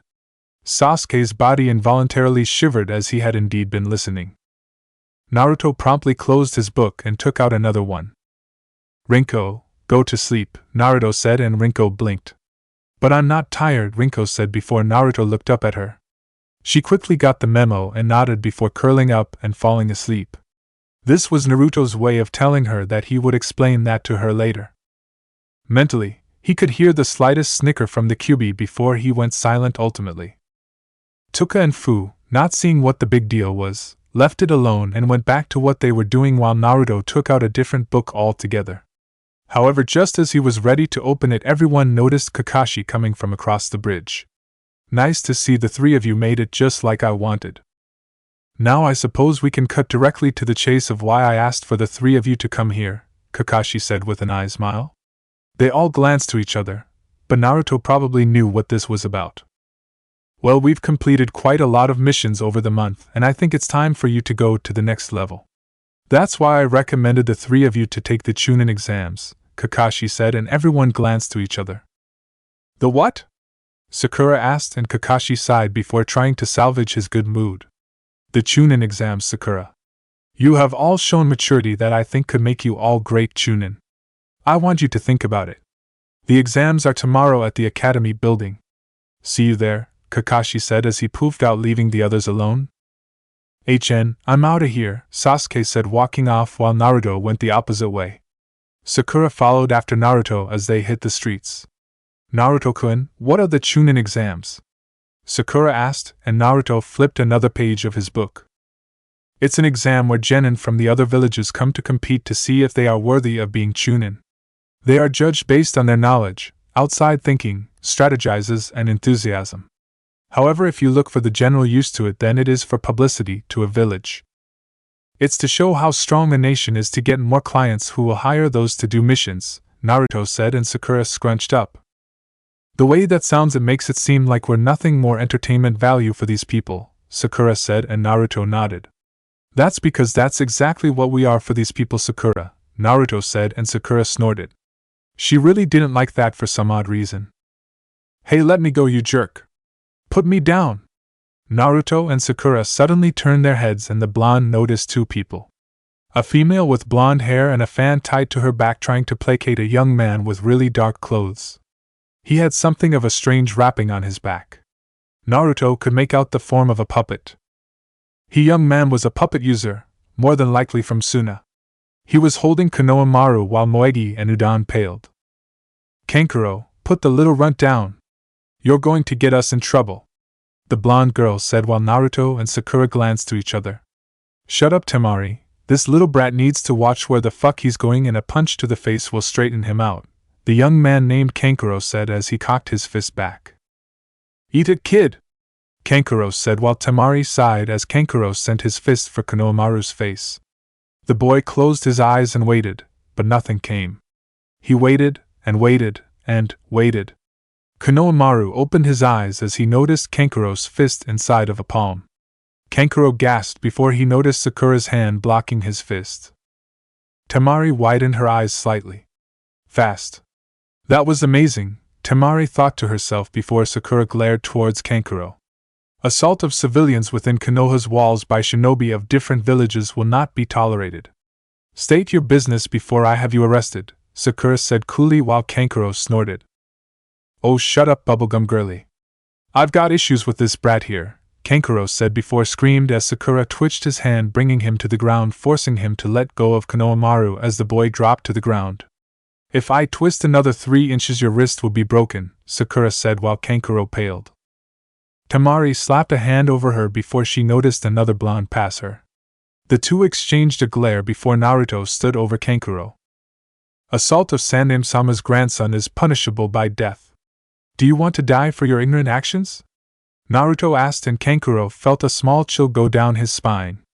It was the same as if he was talking with him.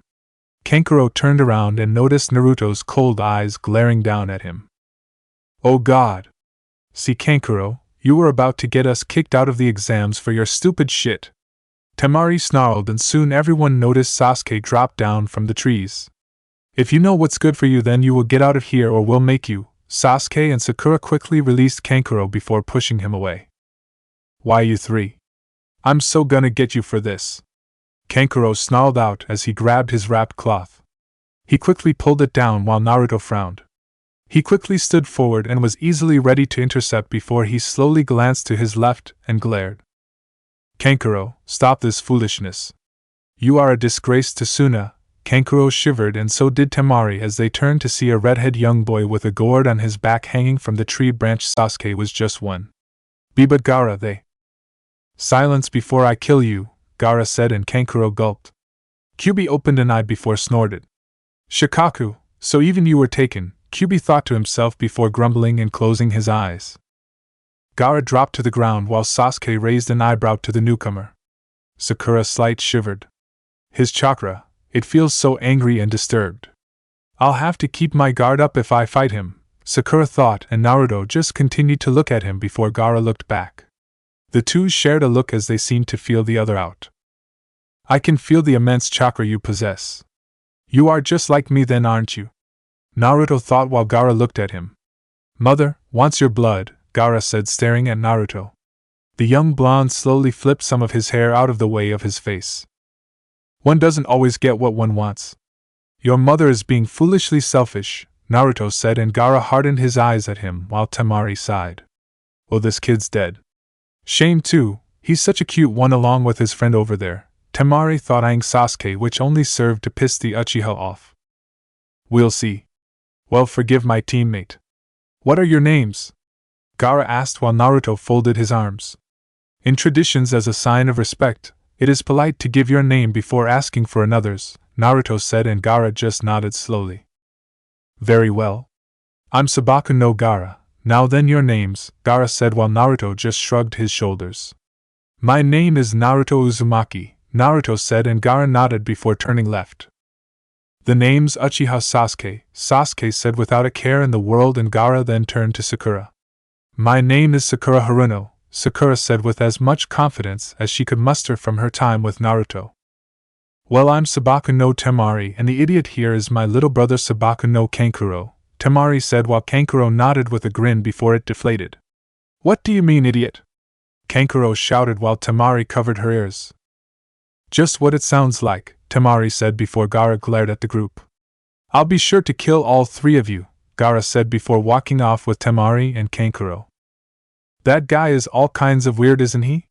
Sakura asked, not getting a response from anyone, but she didn't expect one since it was a rhetorical one.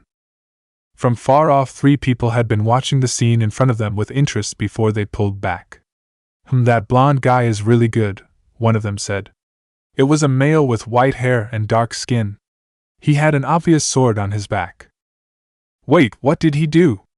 I didn't see anything. Course, I just barely saw that girl with the pink hair move. She's trouble, a girl with the same dark skin said, only she had long red hair, but her sword seemed to be the same as the young male's. Oh moi, Carrie, be cool. These are our opponents, and we don't have the time to, a light-skinned woman said, suddenly stopped as she got a good look at Naruto's face. Her hair was blonde and behind her clothes as a small tanto. She slowly narrowed her eyes at his form before she slowly felt a rush of memory. Little bro, Samui thought while Karui tapped her shoulder. Was Samui, you okay? Karui asked before Samui shook her head. I'm fine, Karui. Let's go. We can't be seen right now, Samui said as they three flashed away, not knowing that Naruto had been looking in their particular direction before he walked off as well. From another part there were three standing in a tree looking down. So those are who we're supposed to kill. Uchiha Sasuke and Uzumaki Naruto. Fitting, said one of them. A mask covered his face except for one eye, and his arm held a large gauntlet. The female of the group with black hair gave a small smile, but the other one narrowed his eyes as he watched Naruto leave. Aniki, you're here, he said before he found his shoulder touched. Oi Zaku, let's go, the girl said while Zaku sighed. Yeah, kin. Don't get your panties in a fucking twist. Come on, Dosu, Zaku said as they dashed off from the trees as well. As Naruto walked away, he narrowed his eyes further into a small glare. Zaku, what are you doing here? Naruto wondered to himself as he guided Sakura back to his house. They would get in some last-minute training for her, and then some last-minute training for Naruto himself. Hokage Mansion. Sarutobi quickly stamped some papers as Anko and Ibiki came into the room. All preparations are finished, Hokage-sama, Ibiki said while Anko gave a thumbs up. Very good. Are you sure that the dark zone has been blocked off? Sarutobi asked and Anko grinned. They'll be dead long before they can ever get their Hokage-sama. There is nothing to worry about, Enko said, and Sarutobi tiredly. So why do I still feel so worried? Sarutobi wondered to himself as he let the smoke fill the air. Nighttime, Forest of Death. Naruto and Sakura were quietly eating dinner while the TV was playing loudly in the background with an amused Rinko, Tuka and Fu watching the flashing funnies across the screen since they had finished first. They had all but rushed to do so, and Naruto was actually happy that Rinko got her mind off that. He really didn't want to have that talk with her just yet. That was just a different type of learning altogether. One that Naruto didn't think he could explain that easily to his kids. Naruto-kun. Naruto looked up and he noticed Sakura twirling around her food across her plate. Do you think I could really become a Chunin? Sakura asked, and Naruto looked down. I believe you are capable of so much more than the Chunin rank, Sakura. Never let your doubts stop you from trying. If you give up without trying, then you will be nothing, but the ones who try will have the satisfaction of knowing that they tried. You have that potential, Naruto said, and Sakura looked at him. The thing she noticed was the best thing she could ever hope to have.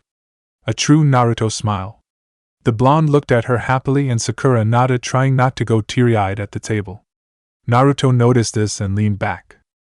Sakura, once you're finished with your food, sit on the couch and close your eyes, Naruto said, and Sakura blinked.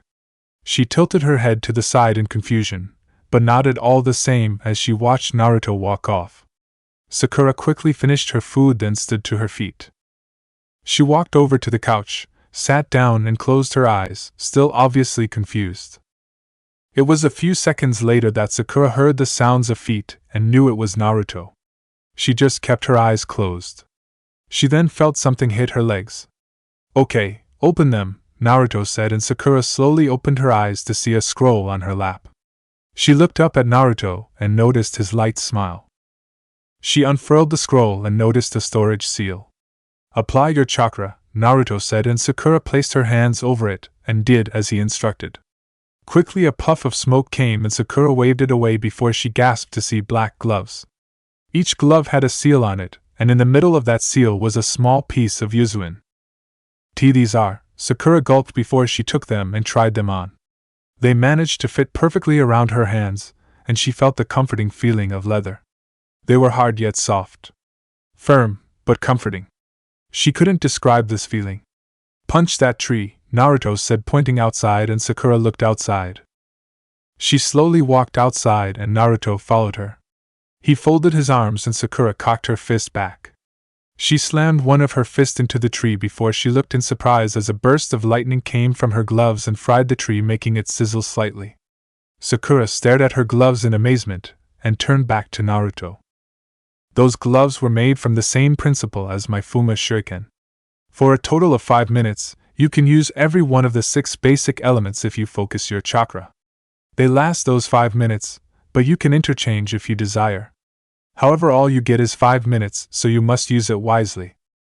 My furnace was being cleaned, so I couldn't do it at home and risk you seeing it, so I went over to the Higarashis to borrow theirs. Those are for your hard work, Sakura, Naruto said, and Sakura looked down. She held her head down before, with her speed, she rushed at Naruto and sent both crashing into the ground. Naruto seemed surprised while Sakura sniffled. Thank you, Naruto-sensei. Thank you so much, Sakura said, and soon Naruto felt something warm on his lips. He looked down, and he noticed Sakura kissing him. Her lips tasted of cherries. Very sweet, which was something that Naruto found to be strange. He didn't know how to respond to this new development, but it didn't last long. Sakura soon backed away before she happily jumped up and down while Naruto touched his lips. An interesting development. That was Naruto's first kiss. However, he couldn't find himself to complain. Maybe Sakura was just happy that she didn't realize what she did. Seeing her with that smile on her face, Naruto felt his heart lighten ever so slightly. But the blonde looked up at the sky and his eyes grew cold. A feeling went through his head. A very bad one. Next morning, Naruto, Sasuke and Sakura appeared in front of the academy. They glanced to each other as Naruto stepped forward. Not a place for pride, not a place for grudges, not a place to mess around. The two of you will live through this. Do I make myself clear? Naruto asked and Sakura nodded. I don't take orders from you, Dobe, Sasuke said before Naruto grabbed his collar and forced Sasuke to look into his eyes. Understood, Uchiha? Naruto asked and Sasuke growled, but nodded as Naruto let him go. The blonde then proceeded to open the doors to the academy. Team 7 walked up the stairs of one of the halls and they noticed a crowd of people around one door. The room for their exams was room 301 and here they were? I said get lost. A kid shouted as Naruto, Sasuke, and Sakura watched Lee get pushed to the ground. Hey, we need to get into that room for our exams. Naruto noticed Tenten shout while one of the kids snorted. Please, you'll just get your asses kicked. Better try again next year, brats. We're saving you right now, he said, but he noticed out of the corner of his eye Naruto, as the blonde kept walking away along with Sakura. Whoa, Naruto's gonna be joining? Man, I feel sorry for some of these people, Izumo thought to himself before he heard a snort. Hey you, release this stupid genjutsu. This is the second floor. We obviously still need to go to the third floor for our exams, Sasuke said while everyone blinked in realization. Naruto and Sakura stopped before they noticed Sasuke have a small smirk on his face. Foolish Uchiha, was the only thing that Naruto had to say for this before one of the kids smirked. Ha! So you figured it out. I suppose that takes some talent, he said as he released the genjutsu around the room revealing room 201. People soon started to blink before they gasped and started to move up the stairs. Sasuke walked back to his team with a small grin on his face before a quick slash came across his cheek. Sasuke cursed and placed his hand over it as he saw Naruto looking at him coldly. The next time you go against what I've told you, your face won't be the only thing to be cut, Naruto said, and Sasuke snarled angrily at the blonde's back before he turned to Sakura. He noticed her shake her head at him with a sigh before she walked off as well. Don't you dare look down on my dobe. I'm an Uchiha. I'm a fucking elite, Sasuke said in his thoughts. Uchiha Sasuke. It seems we meet again. Sasuke turned his head and he noticed Neji Hyuga staring at him. Naruto and Sakura turned around while Sasuke stood to his feet. What do you want, Hyuga? Sasuke asked. He never liked Neji, but then again Sasuke rarely liked anyone or anything. Your sensei mustn't like you if he's allowed you to take these exams this early. I have seen how you fight in our last mission. You three won't stand a chance here, especially not with the dead last there. It is your fate, Neji said while Sasuke snorted. Naruto raised an eyebrow while Sakura frowned. We'll see about that, Hyuga. I can see why the Hyuga clan never liked the Uchiha clan since we had the superior dojutsu. It's only natural, Sasuke said, and Neji scowled. Excuse me, Neji, but for the longest time I have wanted to test my skills against Uchiha Sasuke. I have been training hard and I wish to see how much I have grown. You are a talented individual, Sasuke-kun, but I will see just how far you have come with my skills. Among strong people exist genius types and hard-working types. If your Sharingan is a genius type from the Uchiha blood, I am simply a hard-working type who has mastered only taijutsu, Lee said with a grin while Sasuke chuckled. You understand that I was strong during our first mission and you still want to challenge me? Well, I don't mind showing you your place, Sasuke said, and Lee nodded his head before everyone noticed Naruto push Sasuke back. Uchiha, learn your own place. Put the needs of the team above your own. We're leaving. Sasuke opened his mouth for an immediate retort. And this is not up for discussion, Naruto said while Sasuke scowled. Shut your mouth, dobe. I do what the fuck I want. If you aren't strong enough to protect Sakura in order for me to be alone, then just say that, otherwise don't get in my way. You're not stronger than me. Sasuke growled out, and Naruto was decidedly quiet. Sasuke, let's just go already. We're wasting time, Sakura said, pulling Sasuke with her sudden strength as she led him away with Naruto giving him a lasting glare. Be but my opponent, Lee cried while Naruto turned back. There is a time and place for everything. This is neither the time nor place for your desires. Settle such things on the battlefield. No place else, Naruto said, swiftly turning around and leaving a surprised Tenten, indifferent Neji, and crying Lee behind. Leaving the scene behind, Sakura brought Sasuke to a corridor before the Uchiha managed to get free of her grip. If you ever do that again, I will do nothing, Uchiha. We're done here. Let's go, Naruto said, walking past him while Sakura fell into step. Sasuke glared at them both before he stuck his hands in his pockets and walked with them. He wouldn't forget this. Not by a long shot. Team 7 quickly came to a group of stairs as they noticed Kakashi leaning against the doorway. Kakashi-sensei, what are you doing here? Sakura asked, confused, while Kakashi leaned up. Yo, I just wanted to know that my cute little genin were all here. I'm glad I knew you were all ready to take these exams, Kakashi said, looking at them. A confident Sakura, not caring Naruto, and angry Sasuke. Seemed about right. Beyond this door are trials that you will face, but I believe in all of you. I couldn't have had better students, Kakashi said while Sakura blinked. Well, what would have happened if one of us hadn't come? Sakura asked, and Kakashi just offered a small smile. Well, then the two of you who did come would have failed. You're a team, and as such your success depends on each other, Kakashi said while they glanced to each other. Sakura and Naruto shared a look and nodded. Sasuke and Naruto glared, but they agreed to it also.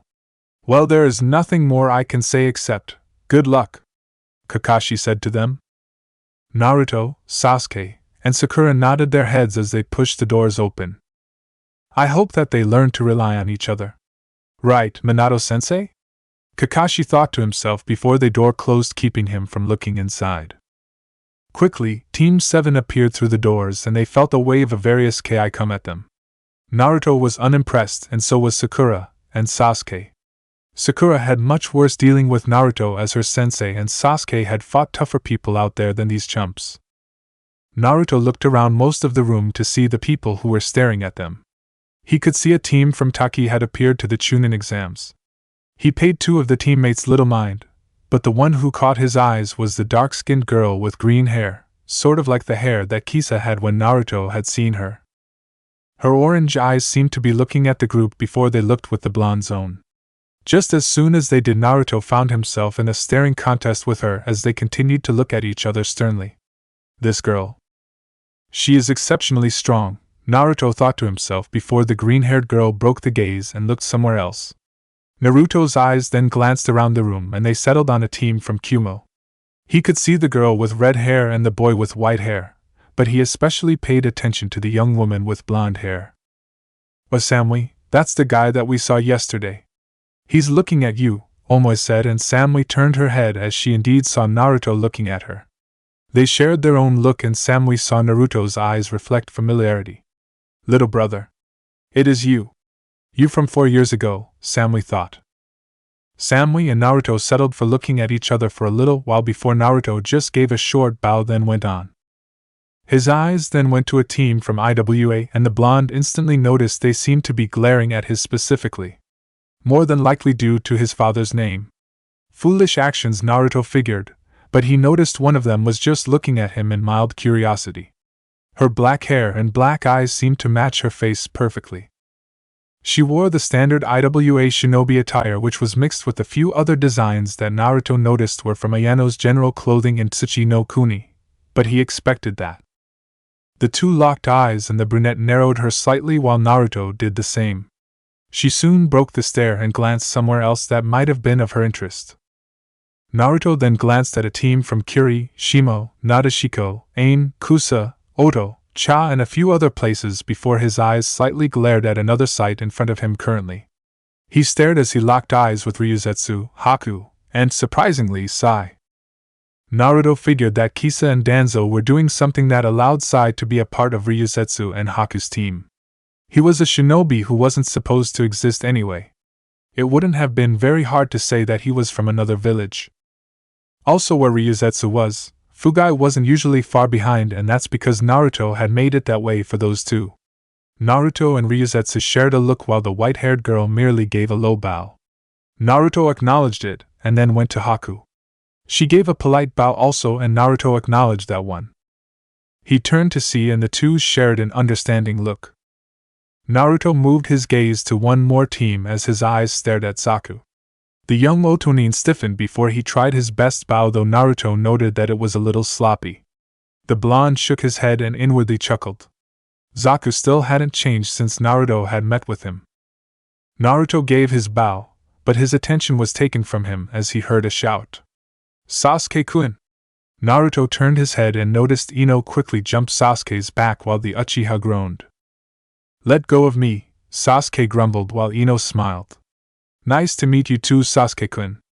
Hey Billboard, still got that large forehead as usual, huh? Ino asked, but she raised an eyebrow as Sakura didn't seem to hear her, opting to read a book from Naruto's vault on some last-minute Doton practices.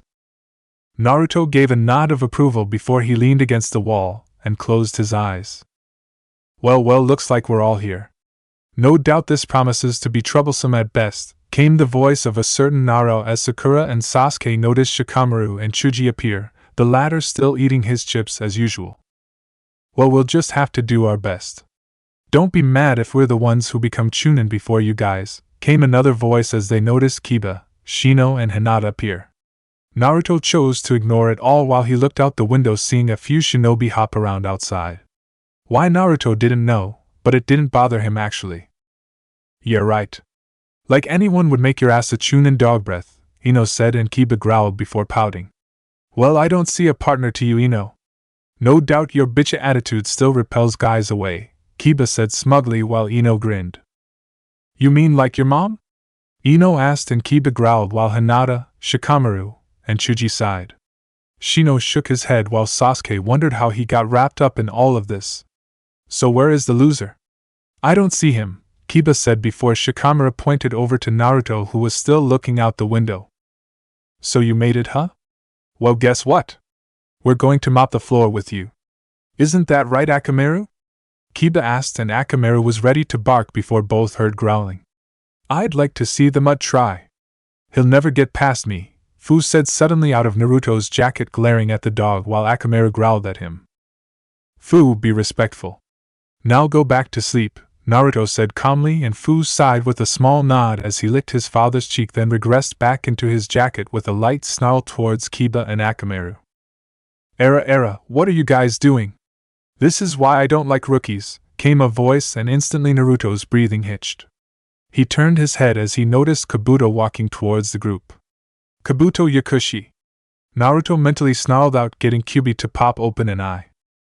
He glared at the insufferable Ningen in front of him, and found the young man's chakra quite disturbing. Not as disturbing as his own, but well, it was up there. You could believe that. Naruto casted a glare towards Kabuto, and soon everyone found themselves uneasy. A few genin coughed, and found it hard to breathe. Kabuto felt his legs shaking as he stared up to see Naruto glaring at him with as much hatred as that day. Wow, that's a nasty glare. I still can't help but slightly tremble when I see you. You hate us that much, don't you? Kabuto mentally asked while Naruto snarled.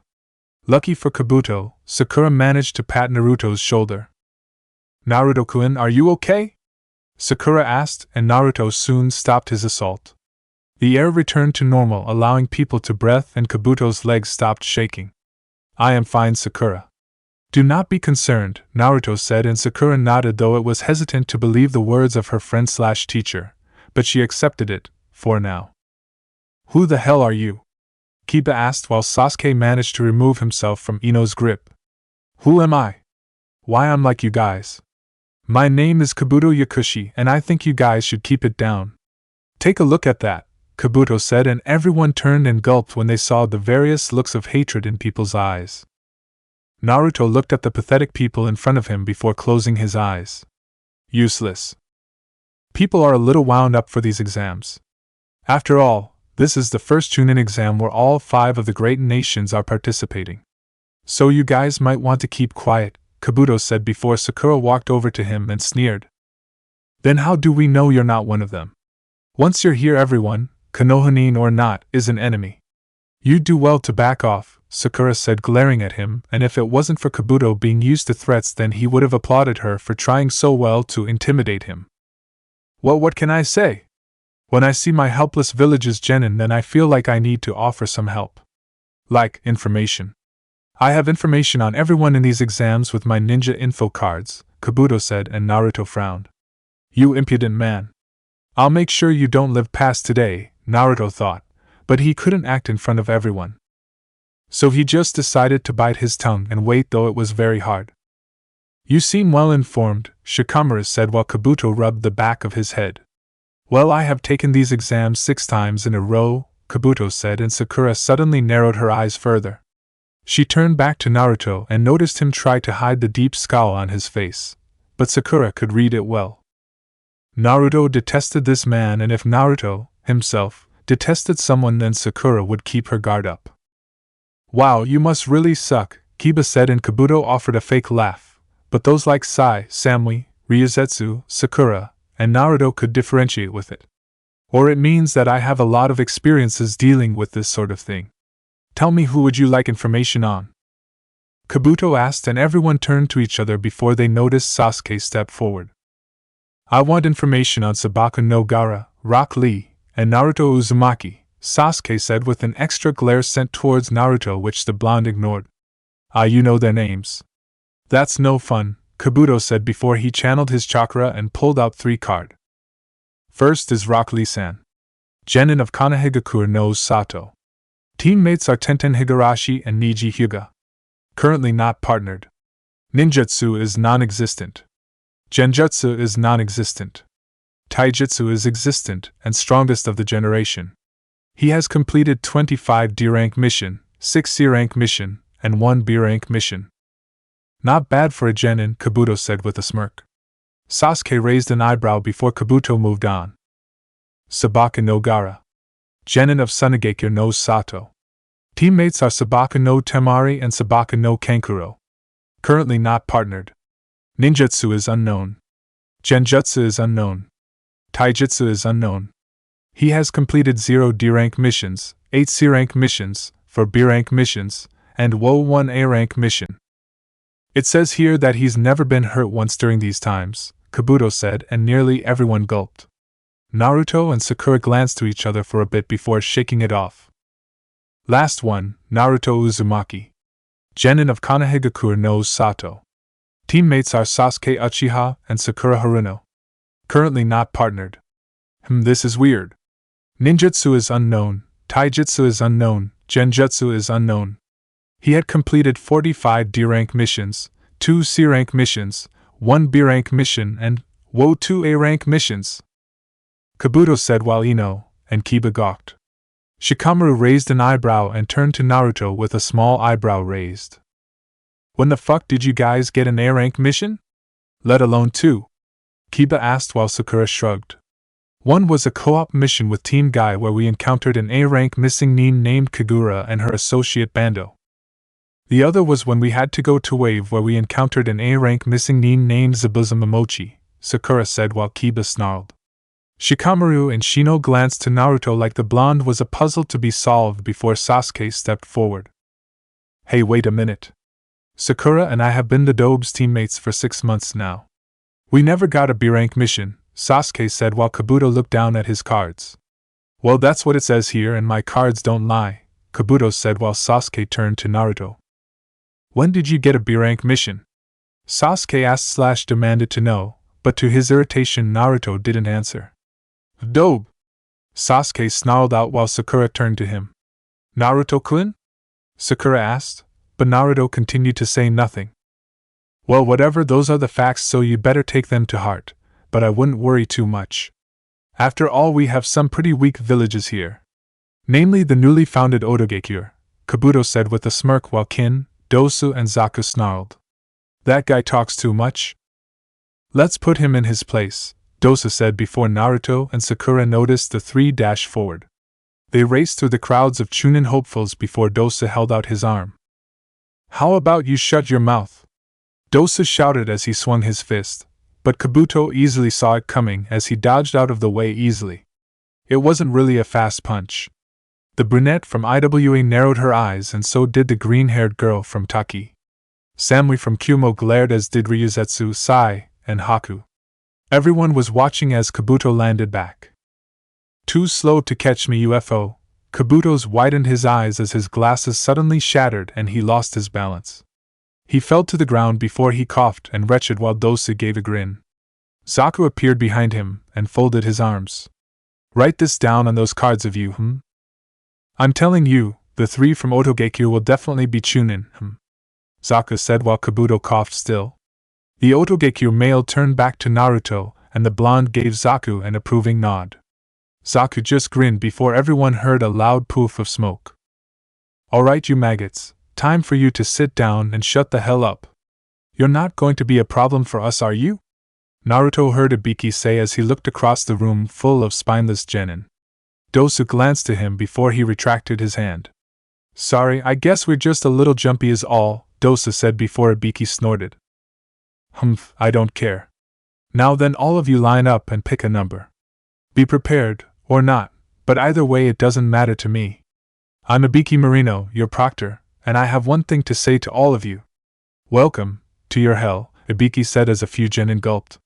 Ibiki could see it in some of their eyes. They were having second thoughts, but it was too late. That train left, and now they were on the fast track towards their worst nightmares. That's it for part 8. Thank you for watching and see you in the next video.